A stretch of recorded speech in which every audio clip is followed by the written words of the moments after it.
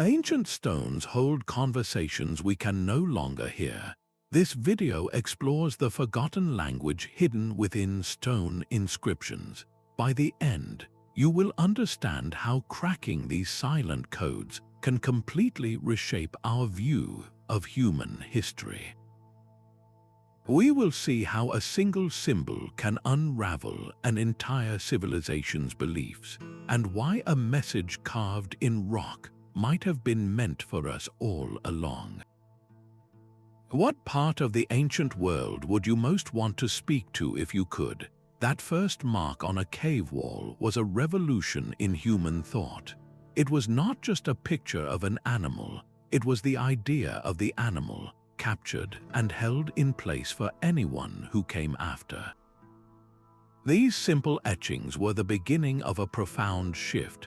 The moment we started to build a bridge across time itself, early humans began with pictograms, direct representations of the world around them. A circle could be the sun, a wavy line could be a river, but the true breakthrough came when these symbols started to stand for sounds and ideas, not just objects. Over centuries, these systems evolved into the complex scripts we find carved into stone monuments. Why stone? It was the hard drive of the ancient world. While wood rots and parchment crumbles, stone endures. Civilizations from the Egyptians to the Maya chose this permanent medium to ensure their most important words would outlast them. These inscriptions became humanity's first libraries, vast repositories of knowledge holding everything from royal decrees and legal codes to the epic myths that defined a culture's place in the universe. Each civilization developed its own unique system. The Sumerians in Mesopotamia created cuneiform, a script of wedge-shaped impressions in clay. The Egyptians perfected their beautiful and mysterious hieroglyphs. In the Americas, the Maya developed a complex script that blended logograms and syllabic signs. This was not a single invention but a global flowering of human ingenuity, a collective urge to speak to the future. This foundational shift allowed cultures to document their very soul, setting the stage for the mysterious, silent languages we are still striving to understand today. That storyteller carving into the temple pillar was not merely recording a tale. They were weaving the very fabric of their reality into the stone. Mythology was the lifeblood of these ancient scripts, the sacred force that gave the symbols their power and purpose.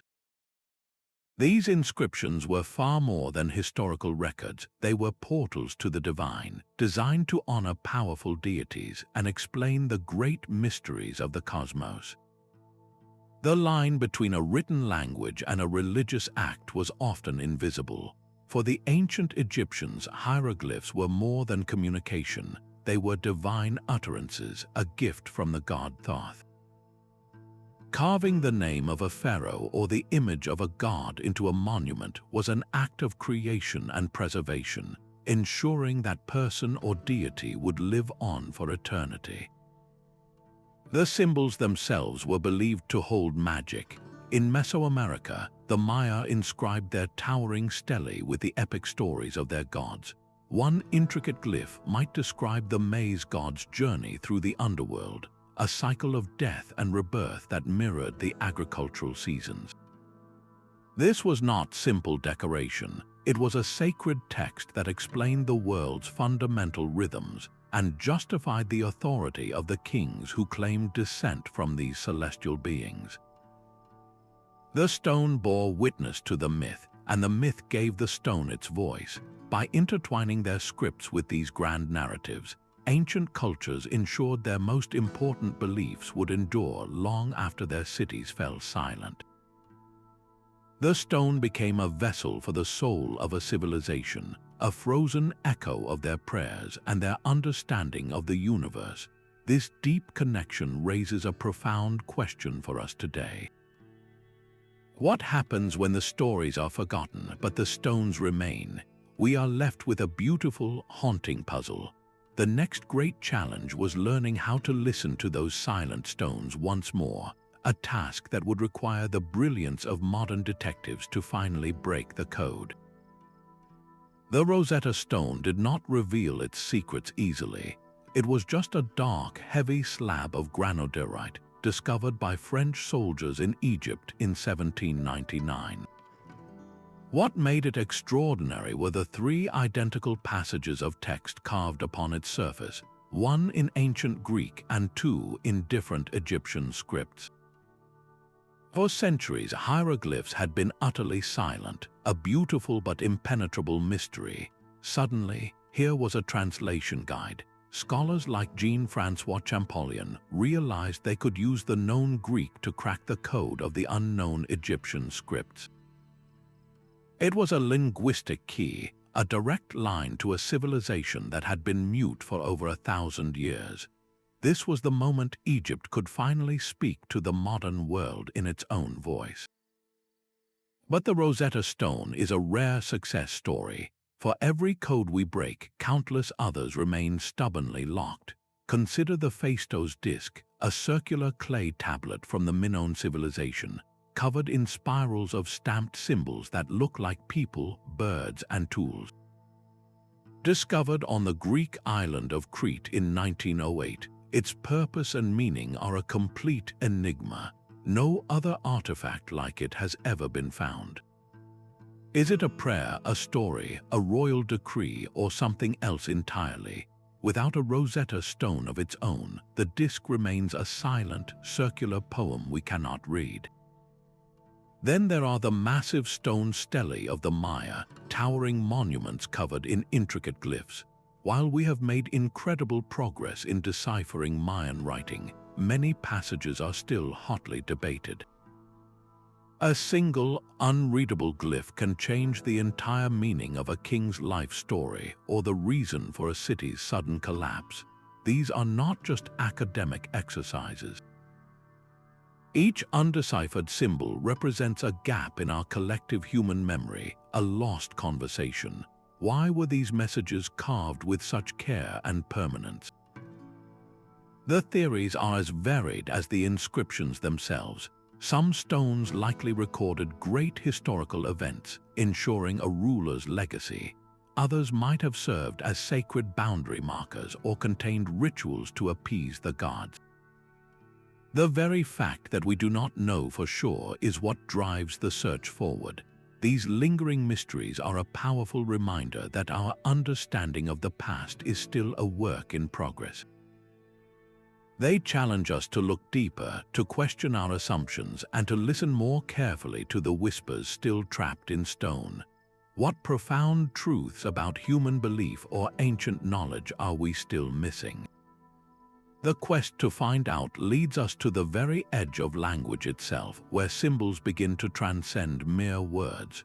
Cracking a stone's code begins with a single, repeated mark. The process of decipherment is a painstaking puzzle, one that demands more than just brilliance. It requires immense patience and a methodical eye.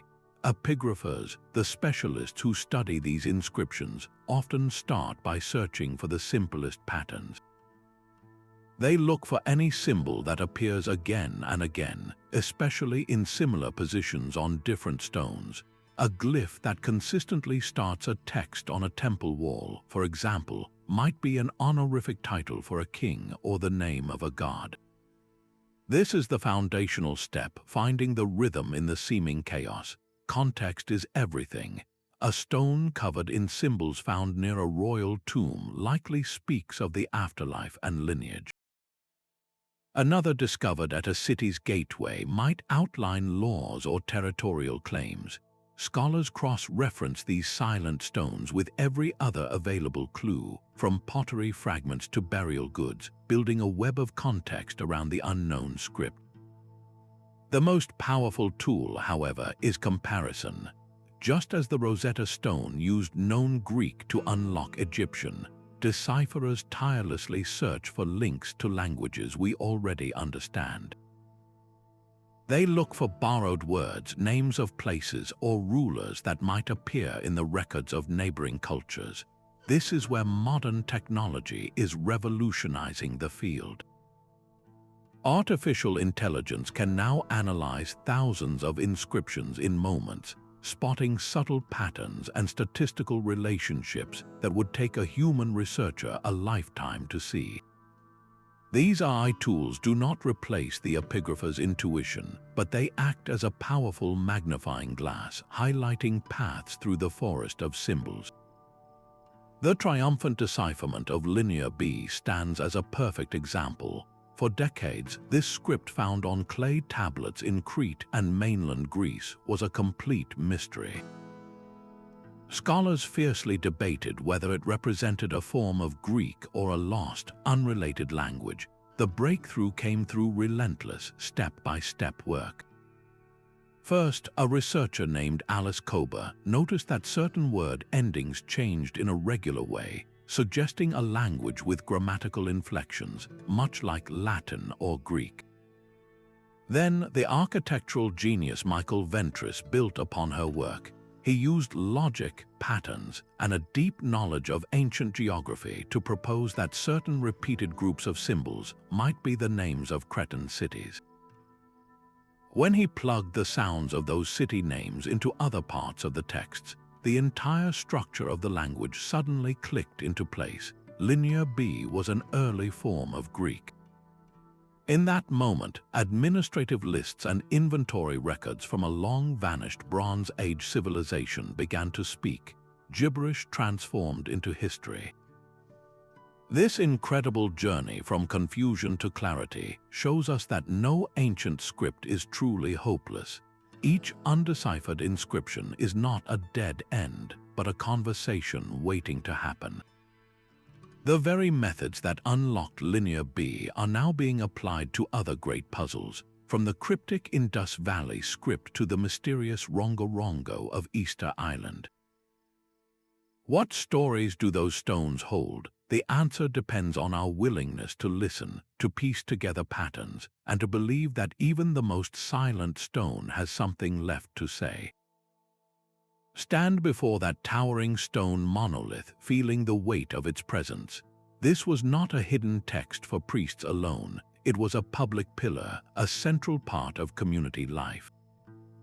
Imagine the entire village gathering around it, listening as an elder reed aloud the laws carved into its surface. These inscriptions were the bedrock of culture itself, solidifying shared identity in a way that oral tradition alone could not. They were cultural anchors holding a society fast against the currents of time and conflict. Anthropologists note that these public texts did more than inform, they reinforced the social order. A royal decree etched in granite justified a king's authority for all to see. A list of laws established clear consequences, creating a framework for justice and daily interaction. They codified the values everyone was expected to live by, from honoring the gods to respecting one's neighbors. This practice was a global phenomenon. In Viking societies, runestones stood as powerful declarations. A family might raise one to honor a lost loved one, their story told in intricate runes for the world to remember. These stones were not just memorials, they were proof of lineage and land ownership, binding the past to the present in the landscape itself. Far away in ancient China, the cultural function was equally profound but took a different form. Shang dynasty priests would inscribe questions on ox scapulae or turtle shells, apply heat, and then interpret the resulting cracks. These oracle bones were a direct hotline to the ancestors and gods, used to guide decisions on everything from warfare to the harvest. The questions and answers were then carved into the bone, creating a sacred record of divine will that shaped the destiny of the state.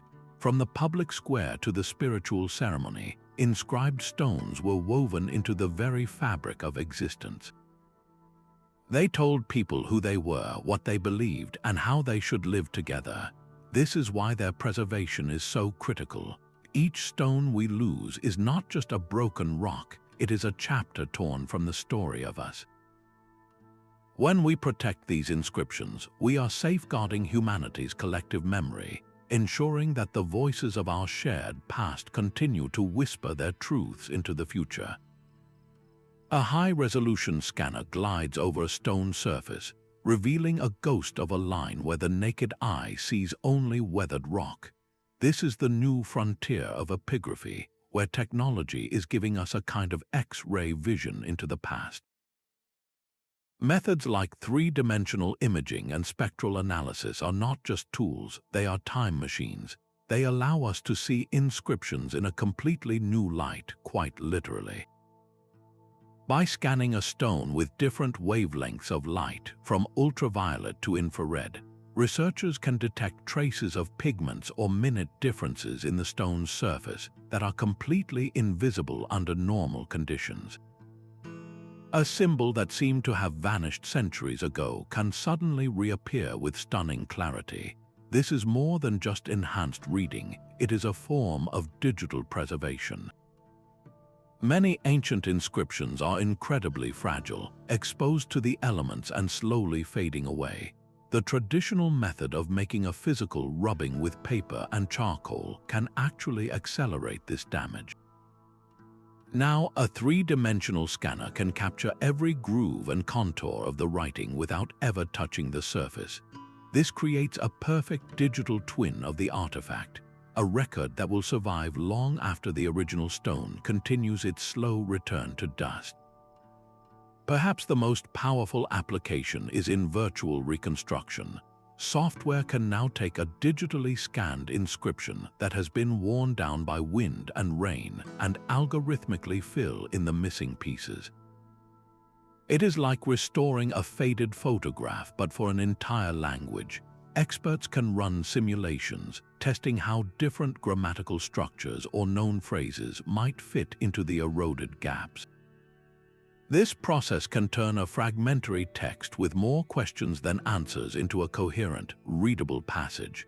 These technological leaps are doing more than just speeding up decipherment. They are fundamentally changing the questions we can ask. We are no longer limited to what is visibly carved on the surface. We can now search for the preliminary sketches a craftsman made before committing to the chisel, or later additions made by different hands. We can discover the hidden layers of a stone story, seeing the text not as a static message but as a living document that was sometimes edited and revised. Each scan, each digital model is like lifting a veil. We are learning to read not only the words but the very process of their creation, bringing us closer than ever to the individuals who, thousands of years ago, believed their words were worth carving in stone for all time. The sound of an unspoken word returning to the air is a kind of magic. For languages like Etruscan and Hittite, this magic was conjured from stone. These were tongues once thought silenced forever, their voices erased by time and conquest. Yet their echoes persisted, waiting in plain sight on tomb walls and clay tablets for someone to learn how to listen. The story of their return is a testament to human perseverance and the enduring power of the written mark. Reviving a dead language is a monumental task of reconstruction. Linguists start with the sparse evidence they have, often just a collection of names and short phrases from funerary inscriptions. They search for patterns, any recurring element that might hint at grammar. Does a word change its ending when it follows a certain other word? That could be a case ending, like in Latin. Does a particular symbol always appear before the name of a woman? It might mean daughter of or wife of. Each tiny correlation is a piece of the puzzle, a single brick in rebuilding the entire structure of a lost form of thought. The Hittite language offers one of the most stunning success stories. Their empire, centered in ancient Anatolia, was little more than a name in the Bible and a few Egyptian records.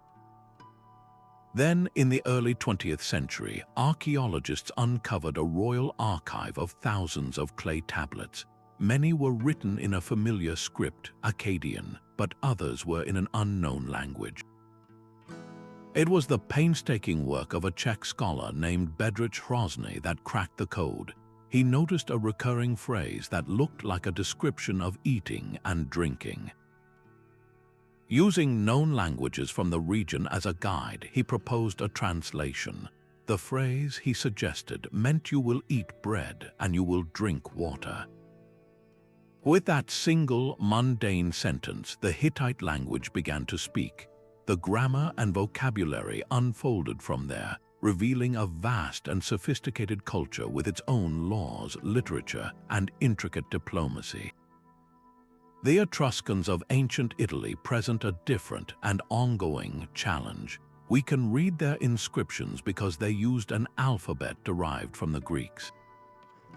We know what the letters say, but for a long time we had no idea what the words meant. They left behind thousands of texts, mostly short epitaphs on tombs. By analyzing these fragments, scholars have slowly pieced together a basic vocabulary. We know words for family relationships, numbers, and the names of gods. We can read a name and know that this person was the son of that person, but without a long bilingual text like the Rosetta Stone, the deeper nuances of their poetry, their myths, and their unique world, you remain just out of reach. Every newly translated word, however, is a victory. It is a light switched on in a dark room, revealing not just an object but the shape of the space around it. When we recover a language, we recover a culture's inner voice. We move from knowing that a people worshipped certain gods to understanding how they appealed to them. We learn their jokes, their fears, and the very rhythm of their daily thoughts. This linguistic resurrection proves that no civilization is truly lost if its words survive. Each deciphered inscription is a breath of life for a forgotten world, urging us to continue the search for the next great conversation, waiting to be rediscovered. That coiled serpent carved into the temple wall is more than just a snake. It is the river's winding path, the cycle of the seasons, and the god of the underworld all at once. This is the profound power of symbolic language in stone, where a single image can hold layers of meaning that a literal translation could never fully capture. These symbols were a sophisticated shorthand for entire philosophical systems, compressing complex ideas about the cosmos, life, and death into a single, elegant form. Mythologists note that this was often how esoteric knowledge was preserved and passed down, hidden in plain sight for those initiated into its meaning. The spiral is one of the most universal and enduring examples. In ancient Celtic stones, a triple spiral might represent the three realms of land, sea, and sky. For the Maori of New Zealand, the same spiral form, known as the koru, depicts an unfurling fern frond and symbolizes new life, growth, and harmony. Though separated by vast oceans, both cultures use this non-linear shape to express concepts of eternity, cyclical time, and the interconnected nature of all things. Animal motifs were equally rich with layered significance. An eagle carved on a Roman standard was not merely a bird. It was the embodiment of Jupiter's power and the indomitable spirit of the legion itself.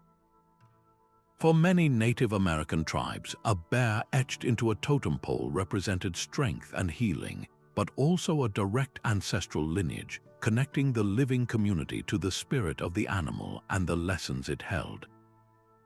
These were not random decorations, they were a visual language of identity and belief. To understand these symbols is to peer directly into the ancient mind. When we see a sun disk cradled in the horns of a cow on an Egyptian temple, we are witnessing their view of the divine feminine, the goddess Hathor who was both creator and destroyer. The symbol fuses the celestial with the earthly, telling us they saw the universe as an interconnected whole, where nature and the gods were inseparable. This symbolic thinking reveals a worldview that was deeply relational, where every element of the natural world was alive with meaning and purpose. Why does this matter to us now? Because these stones challenge our modern, literal mindset, they ask us to read not just the words but the spaces between them, to understand that for our ancestors, the world was a text to be interpreted. Each symbol we learn to read is another thread reconnecting us to the vast, intricate tapestry of human thought, a reminder that some of the most important conversations in history were never written in words alone. The elder's voice, rising and falling in a familiar rhythm, was not just telling a story, it was bringing the stone to life. Every word he spoke was mirrored in the glyphs carved on the steel beside him, a living performance of a frozen text. This powerful synergy between the spoken word and the carved inscription was the heartbeat of cultural memory for countless ancient societies. The stone was not a replacement for the elder's knowledge, it was its anchor, a permanent reference point that ensured the story would be told the same way for generations. Oral traditions and written inscriptions worked in a beautiful, complementary dance. The spoken word carried the emotion, the music, and the improvisational spirit of a culture. The written mark provided stability, a fixed version that prevented the core narrative from drifting into myth and then into obscurity.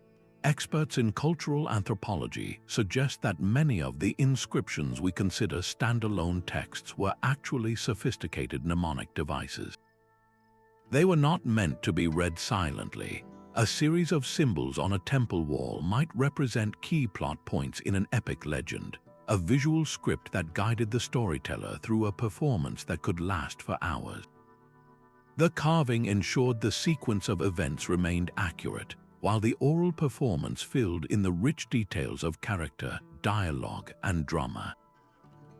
This partnership proved crucial for modern decipherers. In Polynesia, researchers faced petroglyphs, rock carvings whose meanings were unclear, but they also had access to ancient navigation chants passed down orally for centuries.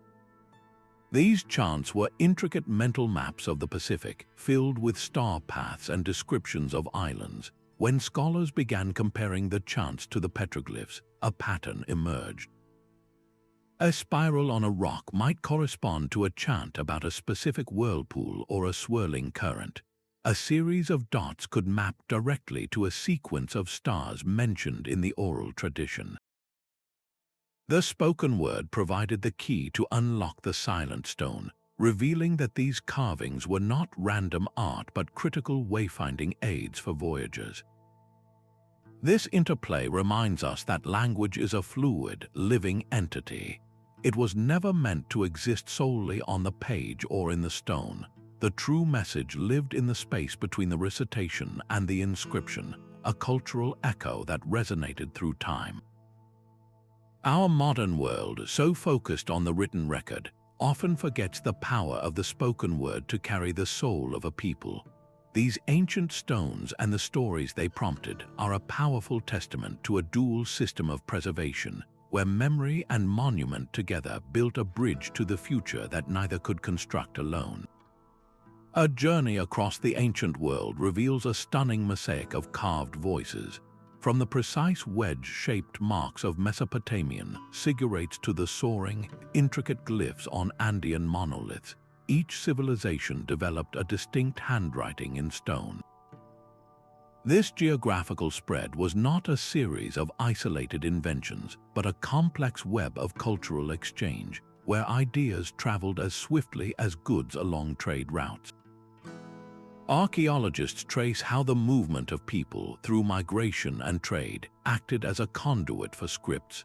A merchant caravan could carry not only spices and silks, but also the very concept of writing, which would then be adapted and remade by the cultures it encountered.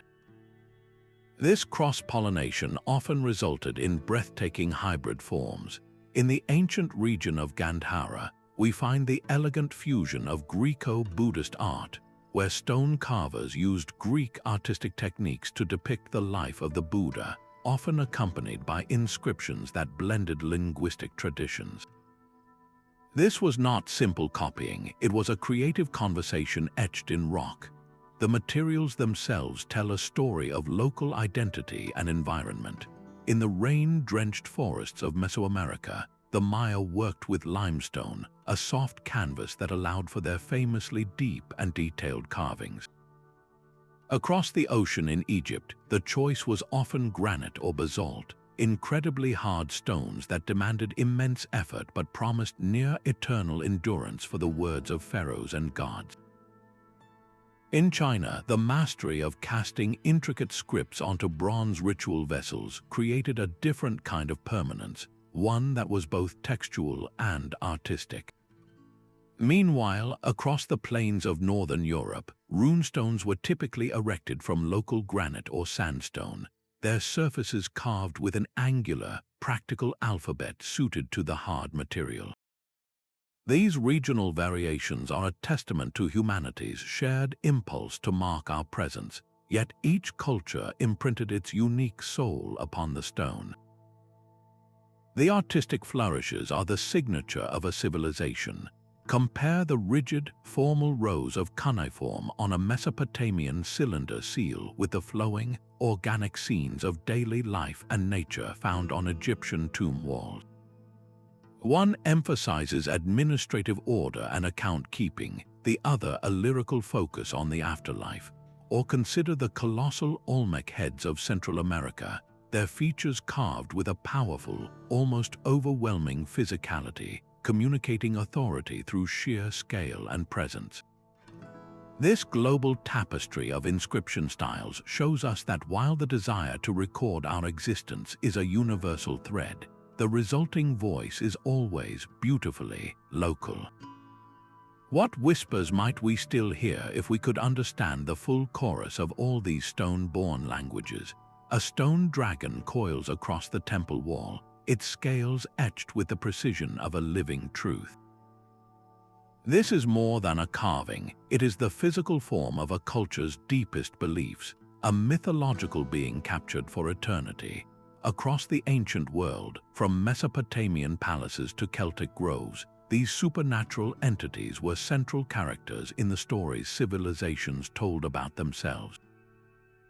Scholars explain that depicting a powerful god or a fearsome monster on a public monument was a way to make the intangible forces of the world understandable and manageable.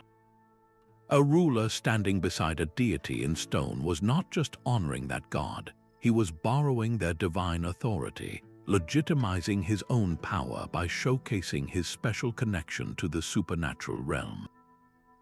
Consider the great Lamashu of Mesopotamia, colossal winged bulls with human heads that guarded the gates of royal cities. These were not mere decorations.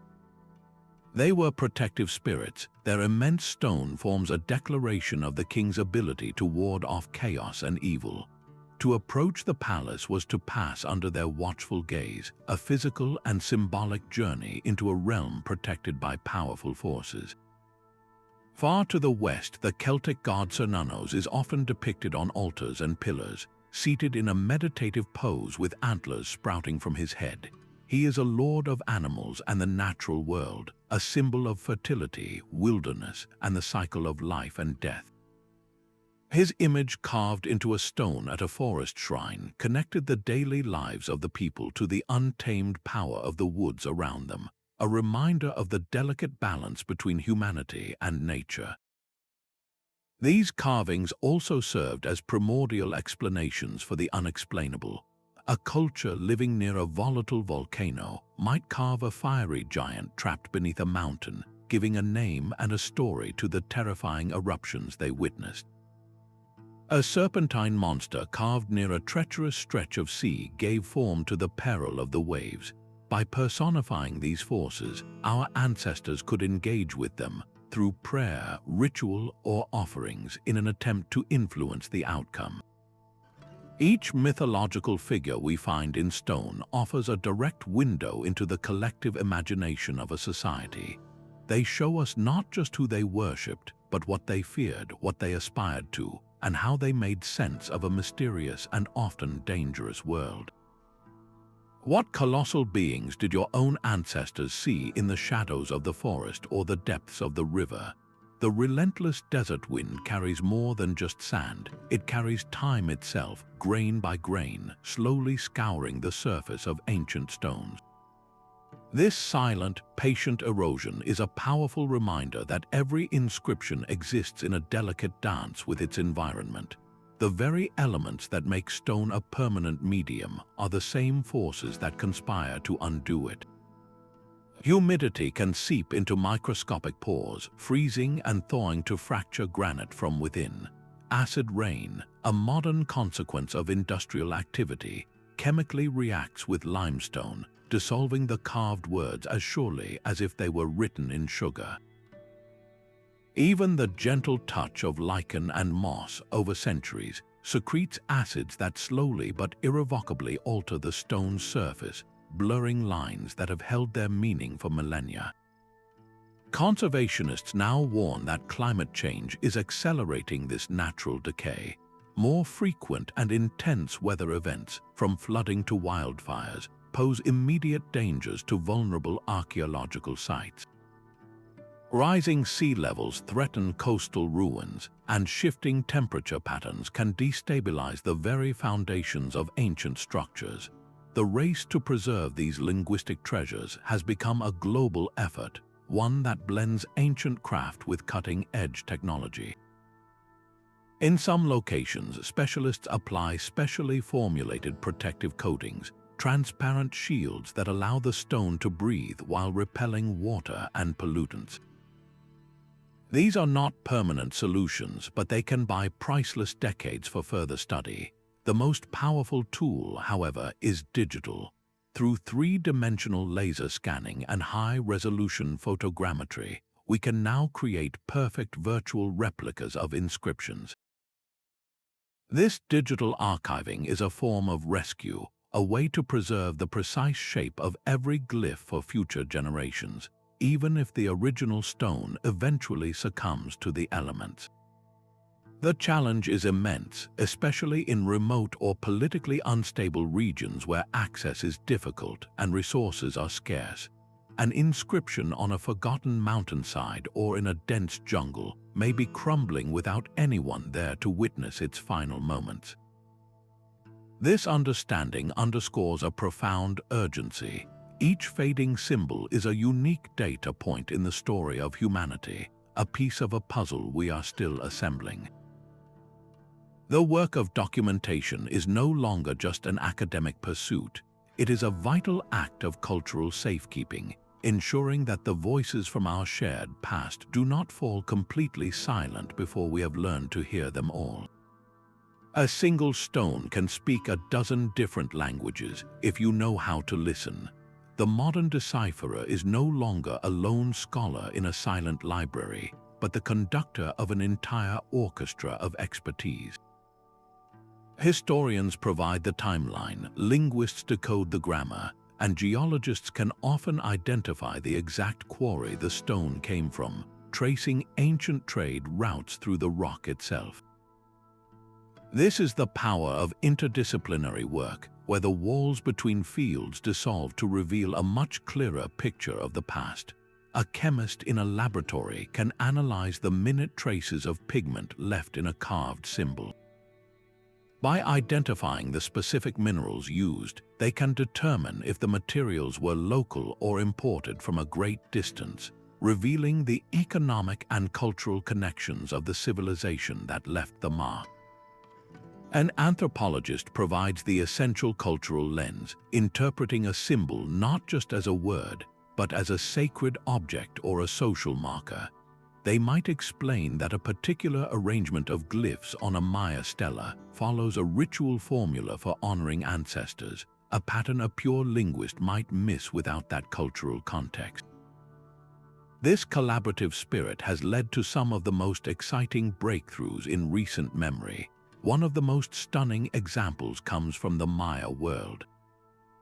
For a long time, the chronology of their classic period was hotly debated.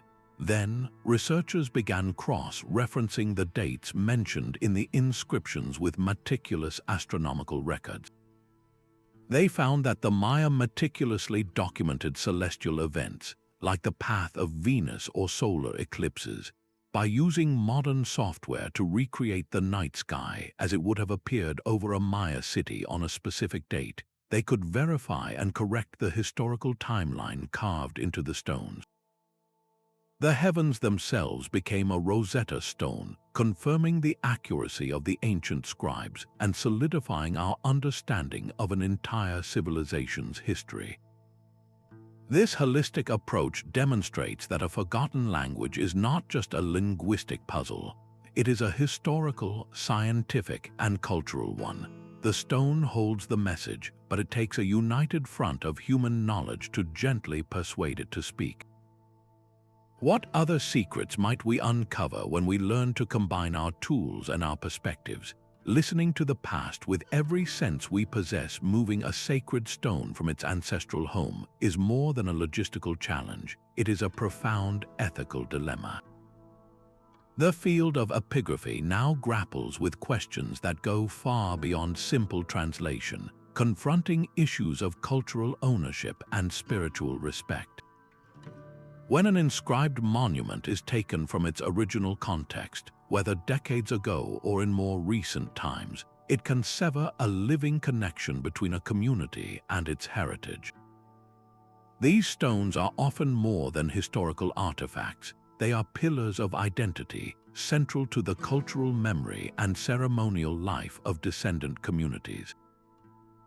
The debate over repatriation, the return of such objects to their places of origin, is not merely a legal or political issue. It is a question of honoring a people's right to their own past. Modern guidelines for ethical research emphasize collaboration from the very beginning. This means that before any excavation begins or any scanner is used on a sacred surface, scholars are increasingly working directly with community elders and knowledge keepers. This partnership ensures that research questions are relevant, that methodologies are respectful, and that any spiritual significance attached to the stone is fully acknowledged and protected. It transforms the process from one of extraction to one of shared discovery. For example, a research team hoping to study ancient petroglyphs on traditional indigenous lands would now typically seek permission from tribal councils, not just government permits. They might involve community members in the documentation process, ensuring that local interpretations and oral histories are recorded alongside the physical data. The publication of findings is another critical stage. Ethical practice demands that these insights are shared with the source communities in accessible ways, and that credit is given for their invaluable contributions. This collaborative approach helps to correct historical imbalances, where outside experts once held sole authority over interpreting a culture's most precious symbols. It recognizes that the most complete understanding of an inscription comes from blending scientific analysis with the living traditions that have preserved its meaning across generations. These considerations remind us that every mark on stone is part of a continuing story, one that belongs to the people for whom it holds the deepest meaning. Our responsibility is to handle these connections with sensitivity, ensuring that the quest for knowledge also upholds the dignity and the rights of those whose history is written in the rock. The chisel's first strike was a promise of permanence, but it was the tool's evolution that gave that promise a voice. The journey from a rough pictograph pecked into a cave wall to the fluid grace of a carved Sanskrit prayer reveals more than just artistic progress. It charts the course of civilization itself. The form of a script is a direct reflection of the society that birthed it, shaped by the tools available, the materials at hand, and the relentless pressure of time. A culture that needs to keep detailed records of grain stores in a royal warehouse requires a very different kind of writing than one that inscribes poetic hymns to the gods on a temple facade. This pressure for clarity and speed is a universal force in the history of writing. Linguists observe a powerful, recurring pattern. Scripts tend to simplify over centuries, shedding complex pictorial elements in favor of more efficient, abstract signs. The most dramatic example of this is the long transition from the hundreds of intricate signs in Mesopotamian cuneiform to the elegant simplicity of an alphabet. Cuneiform began as pictographs, but the difficulty of impressing curved lines into wet clay with a reed stylus led scribes to simplify these images into combinations of wedge-shaped marks. This was a script born from the physical demands of its medium. Over more than 1,000 years, this system was gradually adopted and adapted by neighboring cultures like the Akkadians and Hittites, each simplification making it more accessible for administrative and eventually literary use. This evolutionary path was not a single road but a branching tree of human ingenuity.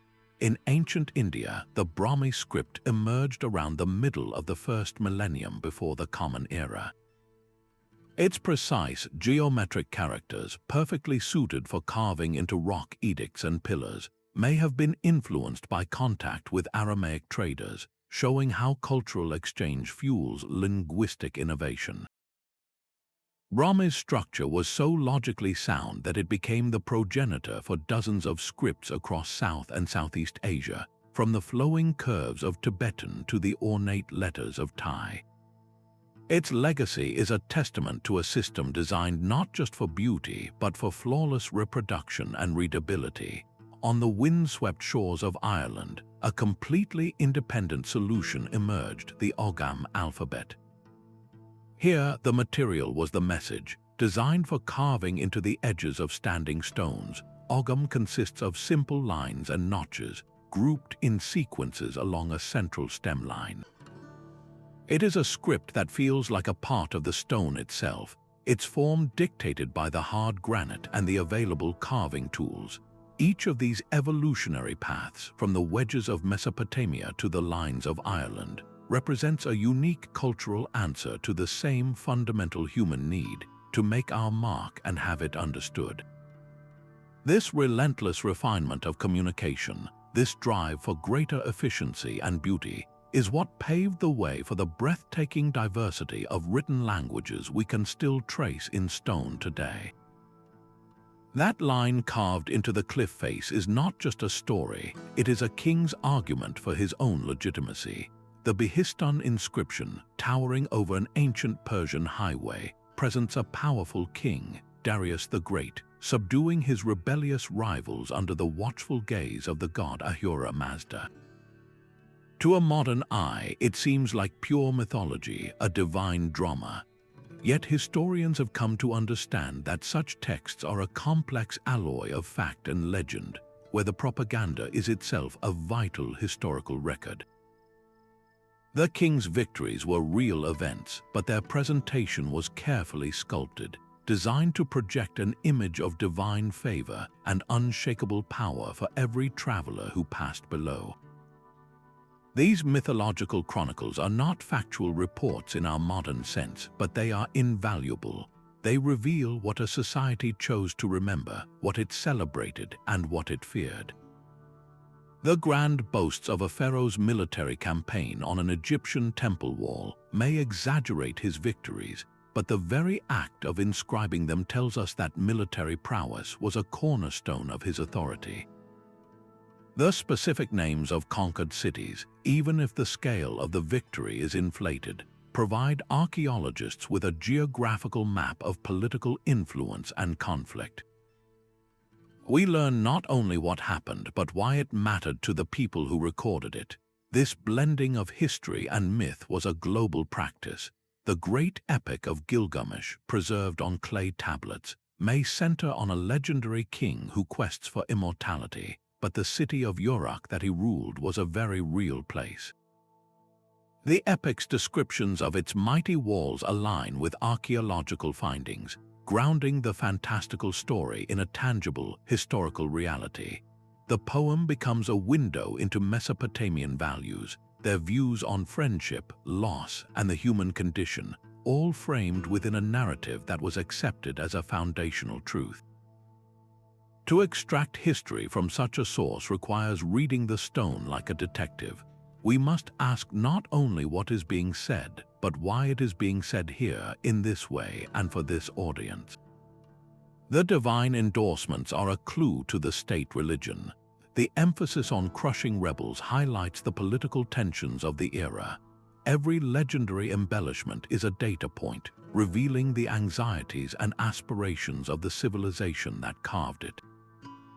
These stones teach us that history was never just a list of events. It was a story a culture told about itself to ensure its own survival. The next time you see an image of a king standing beside a god, look closer. You are not just seeing a myth, you are witnessing how a civilization turned its history into a monument, ensuring that its chosen truth would echo through the ages. Our own minds can be the biggest obstacle to hearing an ancient stone's true voice. We stand before a weathered carving, and without realizing it, we begin to project our own world onto its silent surface. A spiral might look like a symbol of spiritual enlightenment to a modern seeker, while to the carver it could have been a simple map of a local water source. This is the subtle psychology of symbol interpretation, where our personal beliefs and cultural background act as a powerful filter, coloring everything we try to decipher. Psychologists note that human perception is not a blank slate. We are wired to find patterns and assign meaning, a trait that helps us navigate the world but can lead us astray when confronting the truly unfamiliar. Our brain desperately tries to fit new, mysterious symbols into pre-existing boxes from our own experience. This is known as confirmation bias, the unconscious tendency to favor information that confirms what we already believe. An archaeologist from a certain cultural background might look at a series of dots and lines and immediately see a constellation because their own ancestry placed great importance on the stars. Another researcher with a different focus might see the same marks as a record of lunar phases or even a tally of supplies. Both could be wrong because the original meaning was something entirely outside their frame of reference. We have clear examples where initial, confident theories were completely overturned. For many years, a certain class of Minoan artifacts from Crete was interpreted as religious objects used in sacred rituals. This made perfect sense based on common assumptions about ancient societies, but as more artifacts were uncovered and compared, a new picture emerged.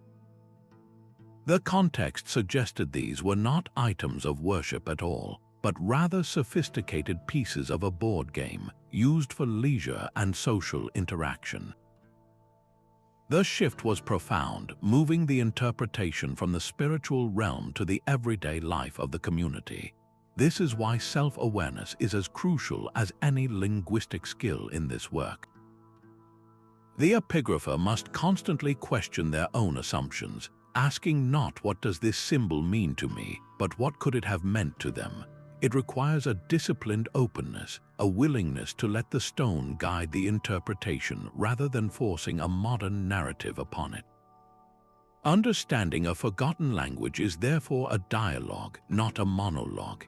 It demands that we quiet our own inner voices to listen for the faint, foreign whisper from the past, a whisper that can so easily be drowned out by the noise of our own preconceptions. A silent army of conservators works in every corner of the globe, their mission to protect humanity's first libraries from vanishing entirely. These are not isolated efforts but a vast international coalition, from the halls of UNESCO to community volunteers guarding a local petroglyph site. When a 2,000-year-old monument is vandalized or a sacred stone is threatened by looters, the response is often a swift, globally funded restoration. This shared commitment to cultural heritage recognizes that these inscriptions belong not to a single nation, but to the story of us all. Successful campaigns have saved countless treasures. In Cambodia, international expertise and funding have helped stabilize the intricate bas-reliefs of Angkor Wat. combating the relentless encroachment of jungle and time.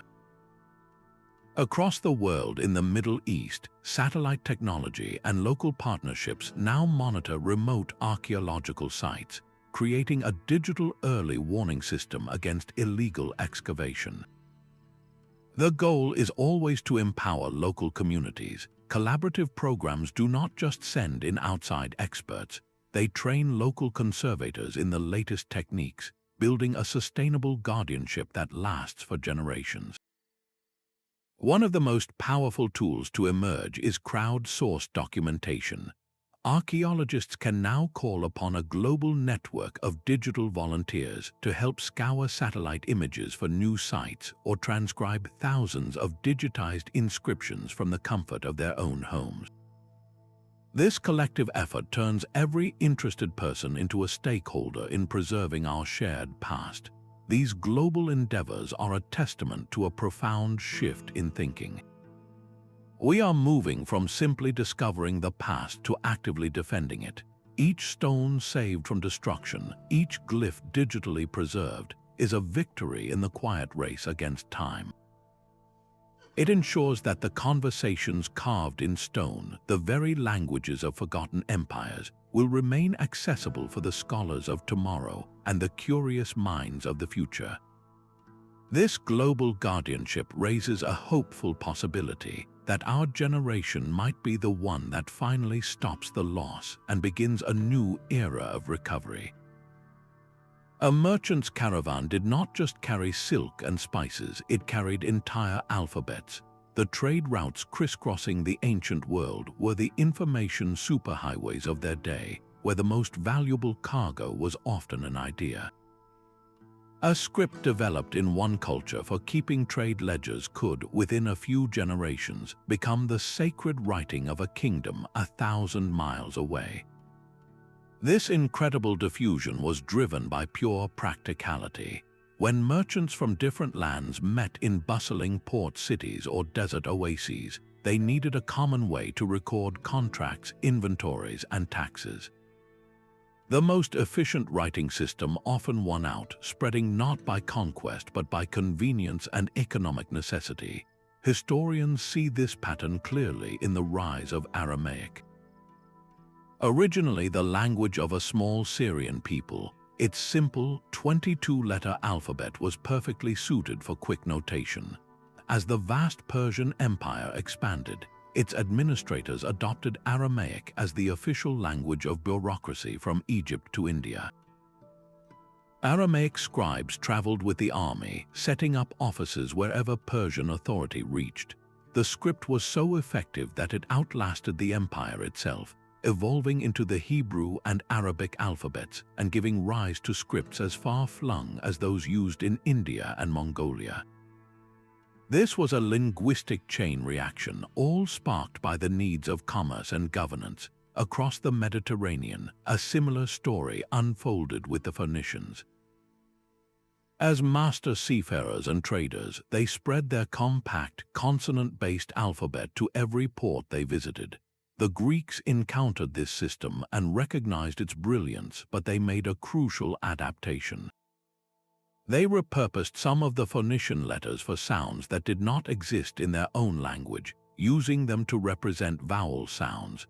This single innovation transformed the script, making it one of the most precise and flexible writing systems ever devised.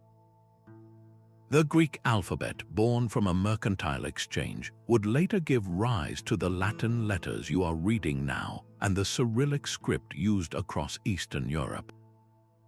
These commercial hubs became incredible melting pots of scripts. In a single market, you might find stones inscribed with Greek, Aramaic, and Egyptian Demotic, all standing side by side.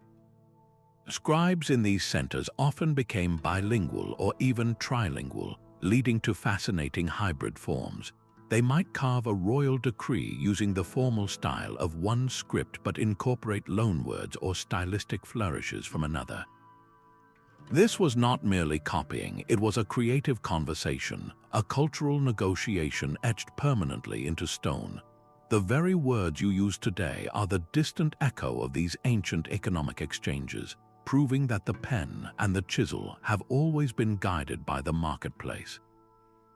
A Sumerian clay tablet describes a great deluge sent by angry gods, a story that would feel strangely familiar to anyone who knows the biblical tale of Noah. This is no mere coincidence. Across the world, from the Epic of Gilgamesh to indigenous creation stories, deciphered stone texts reveal a shared vocabulary of myth. Comparative mythologists point to these recurring patterns as evidence of a collective human psyche, ancient cultures grappling with the same fundamental questions through remarkably similar narratives. The hero's journey is one of the most persistent templates. A figure, often of noble or divine birth, is called to a great adventure, faces impossible trials, and returns transformed, bringing wisdom or a boon to their people. We see this archetype etched into a Maya stela depicting the twin heroes Hunahpu and Xbalanque descending into the underworld to defeat the lords of death. Their victory over darkness mirrors the journey of the Greek hero Heracles, whose labors were immortalized on temple metopes, or the Mesopotamian god Marduk's battle against the primordial chaos monster Tiamat. These are not just entertaining stories, they are symbolic roadmaps for navigating the hardships and moral complexities of life. Flood myths are another powerful universal theme. The Sumerian version on the Eridu Genesis tablet tells of the god Enki warning the righteous man Ziusudra to build a boat and survive a world-destroying flood. This narrative appears in ancient Akkadian inscriptions, in the Hindu Puranas, and among the indigenous peoples of the Americas. While details differ, the core message is strikingly consistent: a catastrophic reset brought on by divine displeasure, with a single family or group chosen to carry the spark of humanity forward. These stories likely emerged from very real, traumatic memories of local floods, transformed over generations into grand, moralizing legends about cleansing and renewal. Why do these specific themes echo across continents and millennia?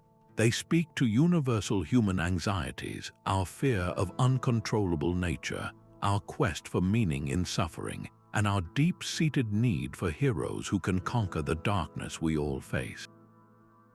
Recognizing these patterns does not diminish the uniqueness of each culture. Instead, it weaves a tapestry of shared experience. It suggests that, separated by vast oceans and thousands of years, our ancestors were looking up at the same stars and telling each other very similar stories about what it means to be human. A new kind of scholar is emerging, one fluent in the language of algorithms as well as ancient scripts. The future of inscription studies will be shaped by artificial intelligence, not as a replacement for human intuition, but as an unparalleled partner in pattern recognition.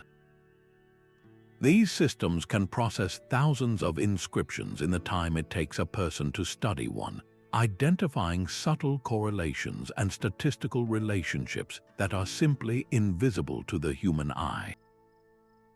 Imagine a neural network trained on every known Maya glyph, then presented with a newly discovered, partially eroded stela. The AI could not only suggest the most probable missing symbols based on context and grammar, but it might also flag a unique combination of signs it has never seen before, pointing researchers toward a completely new royal title or an unknown verb. This is not science fiction, it is the emerging frontier of computational epigraphy. The next leap may come from quantum imaging, a technology that could peer into the molecular structure of a stone's surface to detect the faintest residual stress patterns left by a chisel, even if the visible mark has completely faded. Such a tool would be like giving us X-ray vision to see the ghost of the original inscription, the very memory of the carving held within the stone itself. The potential for discovery is staggering. The Indus Valley script, used by one of the world's earliest urban civilizations, remains one of history's most stubborn puzzles. With no bilingual text and relatively short inscriptions, it has defied all conventional decipherment. But an eye, unburdened by human assumptions, could analyze the entire corpus at once, searching for syntactic structures or contextual patterns across thousands of seals and tablets. It might reveal that these symbols are not a language in the way we understand it, but a complex system of clan markers, occupational titles, and philosophical concepts, a completely different form of communication. This automated analysis, however, brings profound ethical questions. Who decides the parameters of the search? The cultural biases of the programmers could inadvertently steer the AI toward certain conclusions, reinforcing old interpretations instead of discovering new ones. If an algorithm determines the meaning of a sacred text for a descendant community, does that respect their right to interpret their own heritage? The goal must be a collaborative model where these powerful tools are developed in partnership with linguists, archaeologists, and cultural representatives, ensuring that the technology serves understanding rather than imposes it. This forward gaze is filled with hope. The silent scripts that have puzzled us for centuries may finally find their voice in the coming decades, not through a single brilliant mind, but through a symphony of human curiosity and machine intelligence, deepening our connection to the ancient world in ways we are only beginning to imagine. Jean-François Champollion did not simply translate the Rosetta Stone, he collapsed a wall of time. His breakthrough came after years of obsessive work, a marathon of comparing the three scripts again and again. The key was the cartouches, the oval loops that enclosed royal names. He noticed that one specific cartouche appeared in a spot that corresponded with the name Ptolemy in the Greek text. He matched the phonetic sounds of the Egyptian hieroglyphs in that cartouche to the name, and a door swung open in his mind. But the true triumph came when he applied this same method to a different cartouche, one that contained the name Cleopatra. The logic held. In that quiet room, surrounded by his papers, a civilization that had been silent for millennia suddenly began to whisper its secrets to him. This was not a cold, academic exercise, it was a conversation resurrected. For every famous name like Champollion, there are countless unsung heroes. Take the story of Michael Ventris, an architect by training, who became obsessed with the mystery of Linear B. He worked on the puzzle for years, filling notebooks with grids and correlations, treating it like a vast architectural blueprint for a lost language. His breakthrough was as much about collaboration as it was about individual genius. He built upon the meticulous work of Alice Kober, who had tragically passed away before she could see the puzzle solved. Ventris took her observations about word endings and combined them with his own logical deductions, proposing that the script recorded an early form of Greek. The moment he tested his theory and saw administrative lists emerge from the symbols was a victory for every stubborn, curious mind who refuses to let a mystery lie. These decipherers share a common trait, a kind of intellectual endurance. They face years of dead ends and frustrating silence, chasing a pattern that may not even exist. Their work is often a solitary vigil, lit by a single lamp in a library long after everyone else has gone home.